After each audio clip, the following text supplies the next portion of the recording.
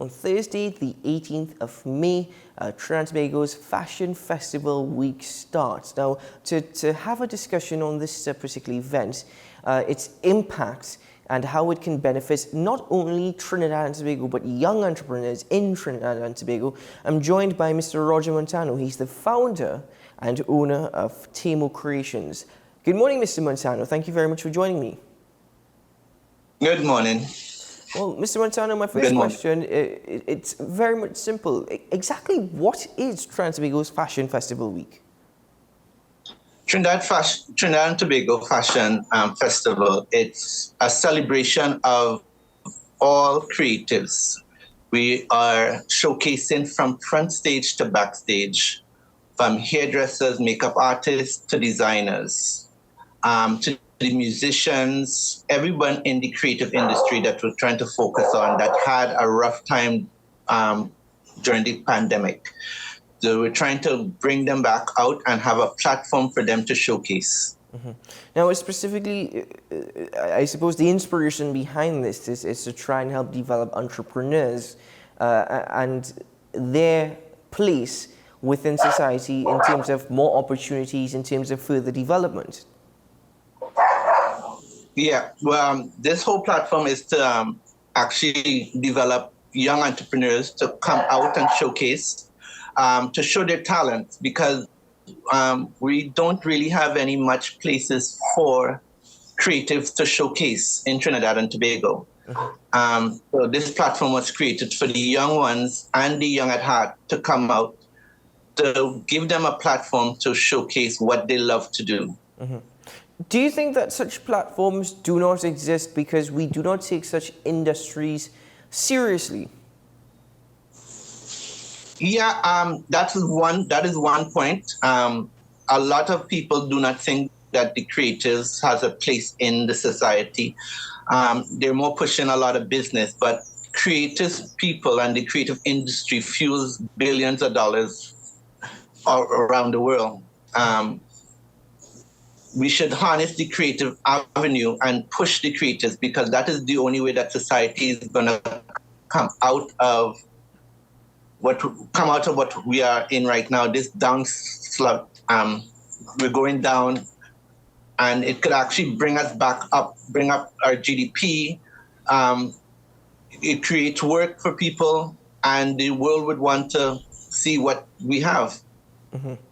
And of course, based off of the conversation that we have thus far, I'm assuming that the lack of recognition for such creatives and even not taking such an industry seriously has unfortunately been an injustice to entrepreneurs as well as Trinidad and Tobago. Yes, that has been an injustice for not taking it seriously, nor actually showcasing it. I mean, we do have a lot of things that's happening in and around the region, but they really don't focus much on the creatives, and we're having a lot of problems showcasing, a lot of problems getting known. They have a lot of problems they have a lot of programs for designers that helps, but if you teach us business only, where's the creative part of it, and how can we showcase? It goes hand in hand, business and creatives go hand in hand. We need the outlets. We need to be seen. We need to show what our creative talents is about. Mm-hmm. Now, specifically, I'm reading a release here which suggests that a Fashion Festival Week Trinidad and Tobago is earmarked to become the most outstanding fashion event in the Caribbean. On what grounds could such a statement be made, especially even in my position? I have not necessarily heard of Fashion Festival Week. Right. Fashion Festival, why that statement was made, because it's one of the first of this kind. If we get it right for the first time, it can be a great festival. It also, if we work very hard at it and continue it and get the proper support, we could actually get this fashion festival on the fashion calendar. Mm-hmm. And that is my aim, to actually reach that destiny within the 5 to 6 years. Hmm. Is it also an aim to make this a permanent fixture on the tourism calendar, in the sense that going beyond just opportunities for entrepreneurs and just a fashion festival weekend, the premier event within the Caribbean, is it also hopeful that this will be a viable tourist product? Yeah, so we're now looking into fashion tourism, and Fashion Festival Week has the capability of bringing fashion tourism to Trinidad and Tobago. We need the right stakeholders to come on board so that we could push this new initiative. And once we get the start and push the new initiative, we could promote it as fashion tourism, so that way people could come to Trinidad within the May month and actually boost tourism for Trinidad and Tobago, just like all the other fashion weeks around the world. Well, that's a very interesting term that you use there, fashion tourism. I mean, how is fashion tourism? Well, first of all, what is fashion tourism, and how does it has its place in Trinidad and Tobago for Trinidad and Tobago? Well, fashion tourism is a niche market that a lot of people, a lot of other countries use. They use it to bring in tourism. What they do is, it's a week of fashion that they have, and they market it as the tourism aspect to bring in foreign people to see the event, so that the way that they could purchase the merchandise from the designers directly at a lower cost than before it gets to the market. Mm-hmm. And they get to see a lot more of what is going on within the fashion industry firsthand, other than waiting for it to come out. Now, is there an opportunity for greater collaboration then and networking with Fashion Festival Week for young entrepreneurs? Because I know you mentioned this isn't only for designers. This is also for stylists, for models, for makeup and hair artists, photographers. So one of the goals or one of the hopes is for global networking, I would assume. Pardon me, I repeat that. Is there further opportunity for global networking? Because you said this is not only for fashion designers, this is for stylists, this is for makeup artists, for photographers. Yes, there is. There's always, from what we did, we had the Face of Fashion, and that was in February. We were taking approximately 9 to 11 participants to Toronto to get further training in True Colors Talent Agency. That is one of our goals, that we want to people for further education.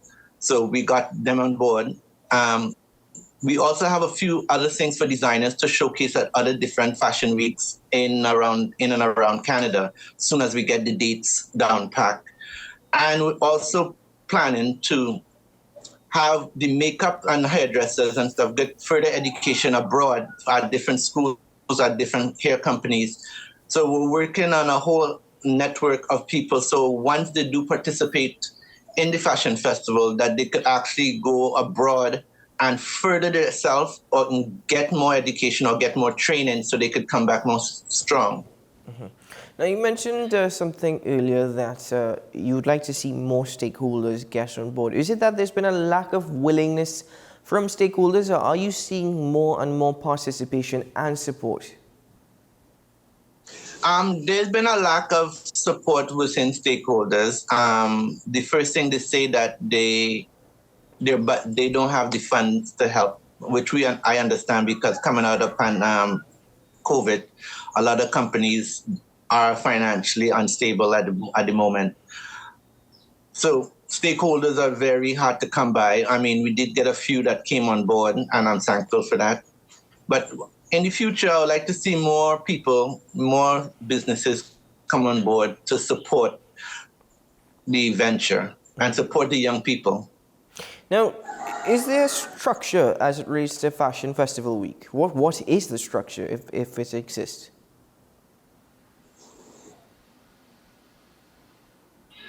Pardon? You just got cut off. Is there a specific structure to Fashion Festival Week? What are the components? Okay, the components of Fashion Festival Week. We're having the fashion market during the course of the day. which is all the designers, hairstylists, makeup artists would have their booths for people to come to see. It's a networking aspect so that they could hand out their business cards, people see what they can do.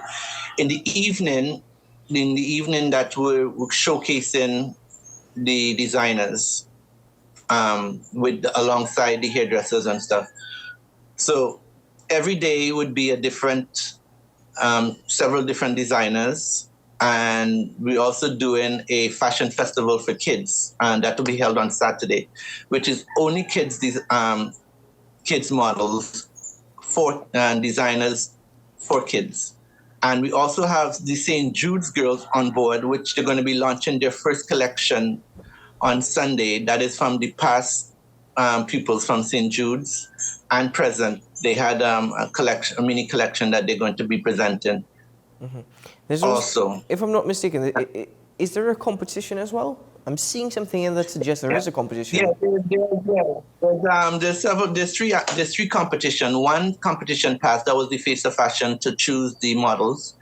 We also were going to have the competition, the hair and makeup competition, and the young designers competition on Saturday, the 20th. Mm-hmm. Yeah, on the 20th. That is basically to showcase that, to show that the up and coming, to see what they can do. St. Jude's is going to be participating in that also. Mm-hmm. When there's the week run, I know it starts from Thursday, and where is this event taking place? The event is taking place at Center Excellent Garden Center. Well, Mr. Montano, thank you very much for joining me this morning to share with us this particular event and what is the inspiration behind it and what is hoped to come from it.